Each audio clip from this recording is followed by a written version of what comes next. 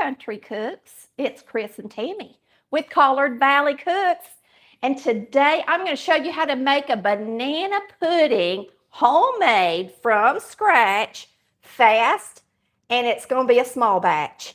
So you're just going to make banana pudding for 2 or 4 instead of a big one. A lot of y'all like, I don't want to go to the trouble to make this big banana pudding. Who's going to eat it? Because it's really not that great to me left over. I made a pudding and it's in the oven already so that y'all see what it looks like and we don't have to wait on it to bake. All right, so you're going to do a 1/4 cup of flour, and then we're going to do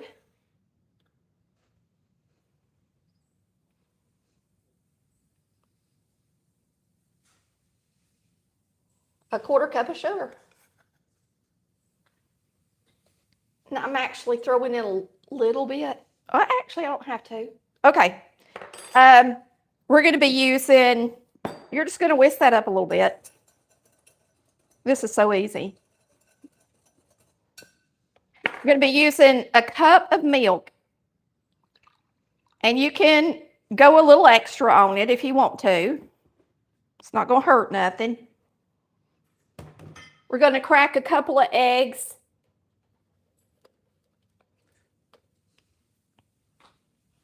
So this is a half version.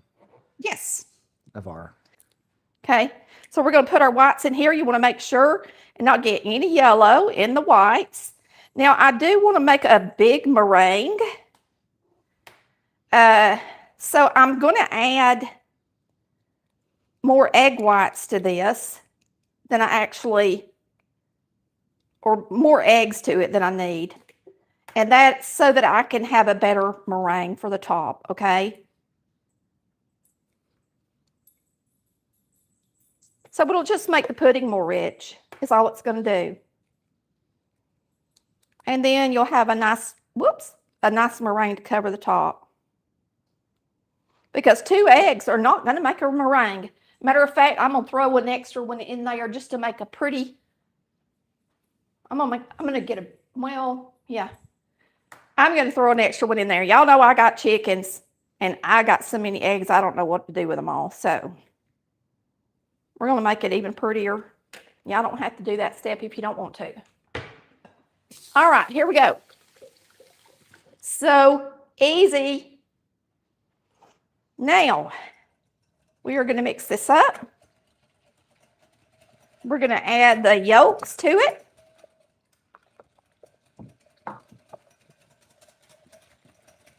Just like that.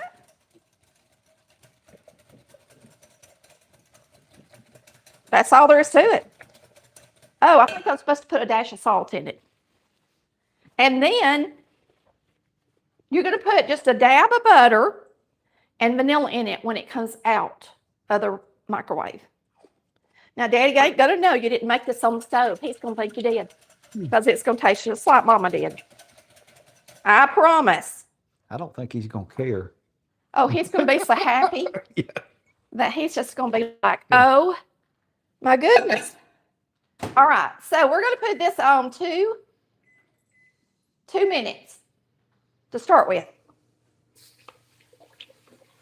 Yeah, that first one she did was a half recipe too. The one she's got in the oven. Yes, it is. It cooked in 2 minutes. Yes, it did.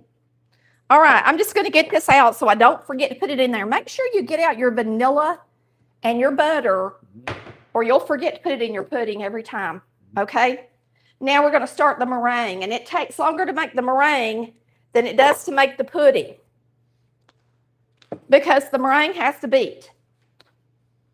And I wish this other one fit on here, but it did such a good job last time. You don't want to beat it so fast that the meringue, the sugar don't get in the meringue good. So it's really good to use a hand mixer instead of a stand mixer to make meringue. It really is. And we're going to grab us some sugar. And I'm going to be using about a 1/4 cup of sugar in my meringue. I'm also going to use a little bit of cream of tartar, and I'm just going to reach in there and throw some in because that's how I cook when y'all ain't looking. And we're going to start this now.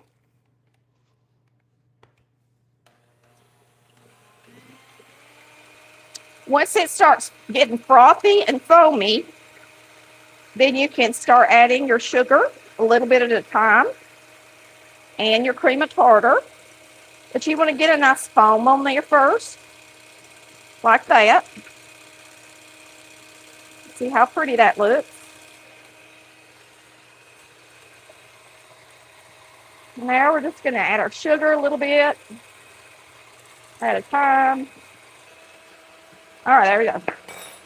Now we're going to throw in some cream of tartar. I just reach in and pinch some.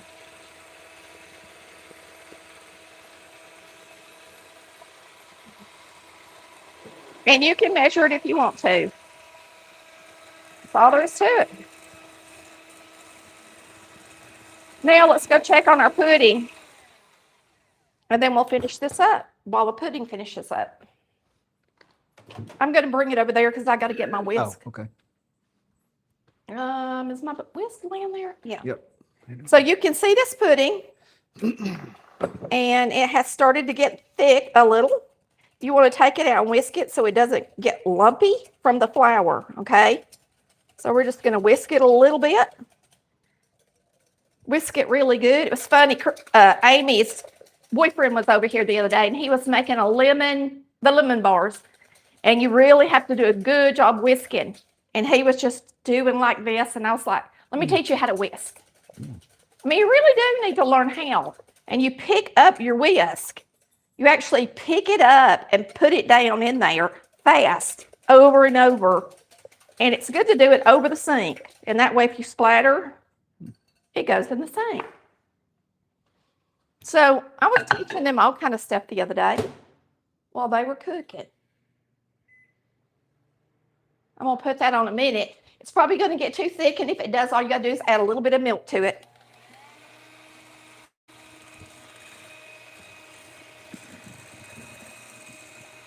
Now, when I was a kid, my mama made banana pudding, and she always made meringue to go on the top.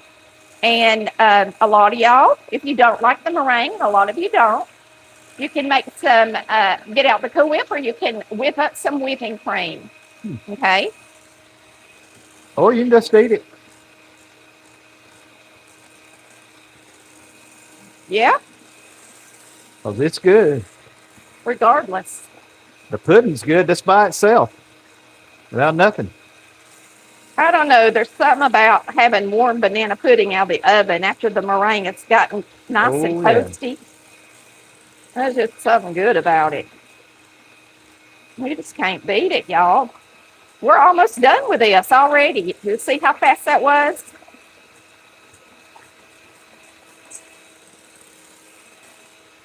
Let's see how my peaks are looking. Whoa, I'll turn that off.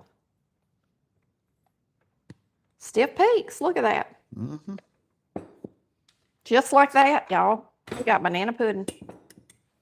Now, you can do this.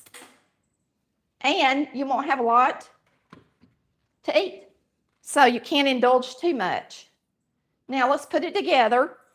I'm just walking around in circles. Let's put it together. We're going to get the pudding out of the microwave. Ooh, there ain't nothing better than homemade pudding. Now, you see how thick that is? The good thing about that is now we can add a little bit more milk, and we got a little bit more pudding. Don't forget your vanilla and your butter. I'm not. Now, when you make banana pudding, you want it to be a little bit runny. You do not want it thick. If it's thick, it will be dry. So I'm actually going to thin that up a little bit more. There's the butter. You want to put it about a tablespoon at least in a half recipe. And then you're going to put just a little bit of vanilla.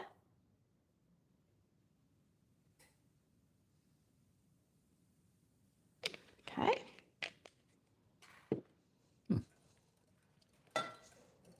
When you put your butter in your pudding, whether you're making chocolate or whatever flavor you're making, it makes it nice and glossy looking. Mm-hmm. That's pretty pourable.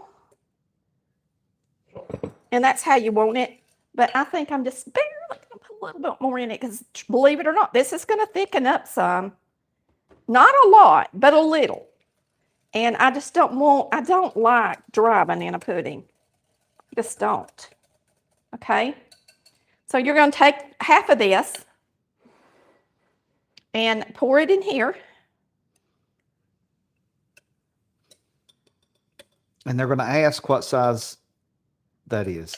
Yeah, it's about somebody always asks. This is a large loaf pan. Okay. I mean, I don't know what to tell you besides it's a large loaf pan. Somebody sent me this. It's so nice. The size of it's nice. Okay, so you're going to put that in. Then you're going to put in your cookies. And you don't even, as much as vanilla wafers cost, you don't even have to use the whole box of vanilla wafers, which is really nice too. And don't get something else now. Oh, if you buy cheaper vanilla wafers, it does not taste the same. It does not taste like Mama's. Don't you do it. Unless for some reason your mama used the Walmart brand. And she could have. Some mamas could have.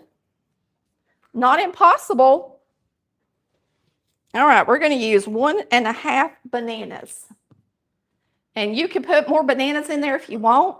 This is a recipe for 2 or 4. The more the merrier. So it's up to you.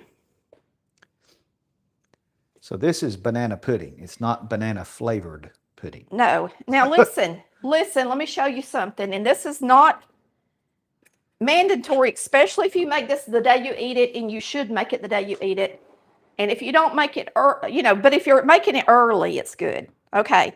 If you slice your banana in half and use a strawberry huller or a small measuring spoon, you can take out the middle of the banana, which is, believe it or not, the seeds, and it will keep your bananas from turning dark and ugly in your pudding.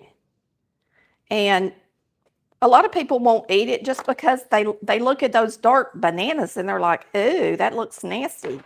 And if you do this step, they'll never turn. Now, I'm not going to do the other banana. I just wanted to show you how to do it. But look at there. And you got to get all the seeds out. You can't leave part of them in there and expect it to work. This little strawberry huller does the best. I'm doing this for a banana, period. So then you just slice it up in there. My granny, B, and I have a note in my cookbook about it. My granny Benefield, and she was an old, let me tell you, Southern woman that canned until, I'm telling you, she was on her deathbed talking about her collard greens out in the garden. And buddy, she would not eat a banana unless it was seeded in her pudding. She taught me that. Mama thought it was something else, my mom, because that was her mother-in-law. And I was just like, look, if Granny wants me to do that, I'm going to do it. That's what I told Mama. Granny's worth it. Make sure you got ripe bananas. Oh, yes. Don't make a banana pudding with a green banana. Lord, no. I might use this whole banana. The whole thing. This will make a nice little pudding. Mm-hmm. You seen how fast it was making that pudding.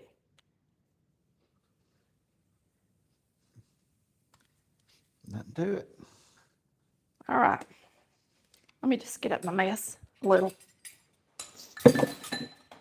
Gotta rinse the banana off of me. Get me a spatula.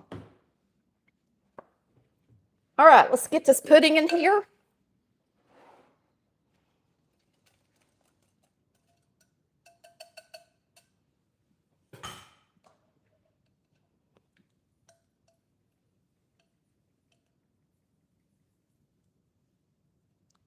The microwave makes a pretty pudding, don't it? Yes. It keeps it beautiful, and it never scorches, it never burns. It just does a great job, and it don't taste different. Some people go, it just don't taste the same. My gosh, it's the same ingredients. It heats it up. and just gets it hot enough to thicken is all you're doing, kind of like you do with gravy on the stovetop. That's all you're doing with pudding is getting it warm enough to thicken. And cook the eggs. And it works. It really works, y'all. All right, now for the meringue.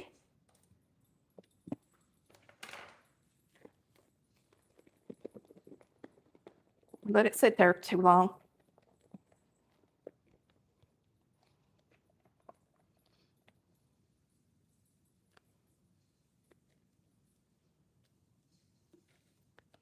If you go to get your meringue and it's a little bit cloudy. Wimpy. No, not wimpy, just kind of like it's cloudy, like it's not smooth anymore. You can just stir it up really good. Just do a good, quick back and forth stir, and it'll help it get nice and smooth looking again. Unless you really overbeat it, and then you can forget it. You can't overbeat your meringue. Now, when my mama did banana pudding, she always made these tall peaks with curls. And she would work until she got them to work.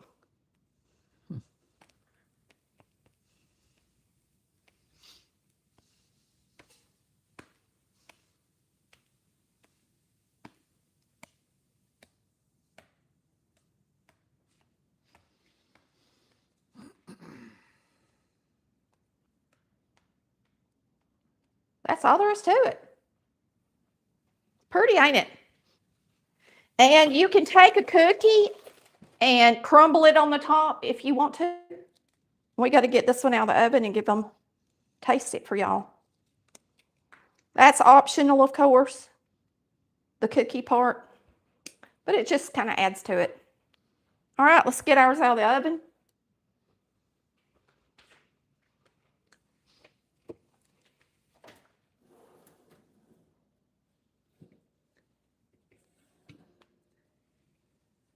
We need something to set it on, Chris. Give me that chicken. There's our banana pudding. Right. So you had it on what, 325? Is that what you? 325 for 20 minutes. Okay. Is the best timing for meringue. 325 is keeps it from getting too hot. I used to tell y'all 350, but it's really better at 325 if you're going to go 20 minutes, okay? And you really want the eggs to get done, so you want it to be in there 20 minutes. A lot of people do not cook their meringue long enough, especially these chefs on TV. They use torches. That's not cooking the meringue. That's browning it. And there's quite a difference. They are egg whites, so you do want to cook them, okay? All right, let's get us a plate. Well, let's get a big plate.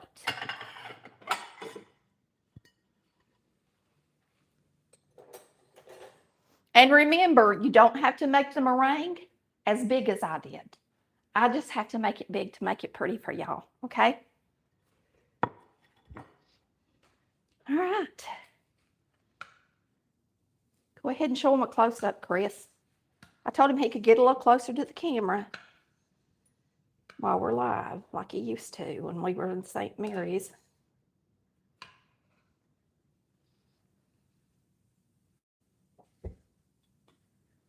Look at that. A lot of meringue on it.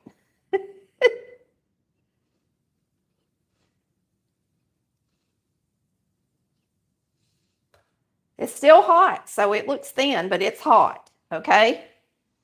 Been in there for a while because we've been talking and cooking. But I can guarantee you one thing, there ain't nothing better than my homemade banana pudding. All right? Nothing better. And don't forget the butter and vanilla. Looks delicious, don't it? This is Chris's one of his favorites. And this is perfect if I want to just make it for us and not have to feed everybody else. you know. And of course, now we have 2, so I'm gonna have to take some to the neighbors. But look, this is plenty. It's really 4 big, Yeah, hefty servings. nice big serving. Yes. So if you got a, You might could stretch it to 6. well, you could, Mhm. unless you got a man that likes to eat a lot of banana pudding, which they do. Yeah.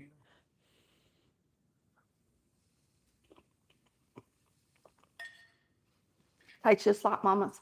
Mhm. Because it is just like mama's. And that meringue is set up. Like a lot of people, say, well, they call it something that I don't. They call it what? They'll say, I don't like calf slobber. Is what they say about meringue. Oh. And that meringue's set up. I don't know. Oh, it's cooked. Whoever made meringue for you, that you call it that. Well, it's not that, Chris. It's Yeah. it's the texture of it. They Yeah. just don't like the texture. Not It's everybody still- likes it. Yeah, You but know. it's set up. I mean, it's Oh, not. no, it's set up and it's done. Yeah. Mm-mm. Mm. Y'all, I'm gonna let Chris taste it because it's his favorite. All right. There you go. Marcy's really likes it too. And I just won't have it without the meringue. If it don't have cooked meringue on it.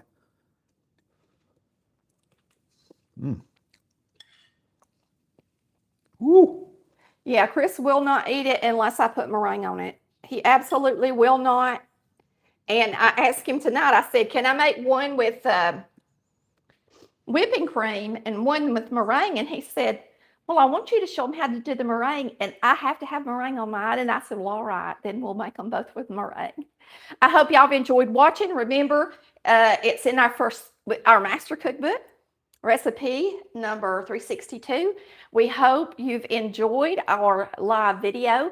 And this recipe, I am making new recipe cards with a lot of information, which I think you'll really enjoy. And every time I post a recipe, it will be on the homepage of the website now if you want to go take a look and print that recipe. All right, y'all have a wonderful day. And of course, I will also put the recipe in this description post. Thanks for watching. We'll see you next time. Bye. Love ya.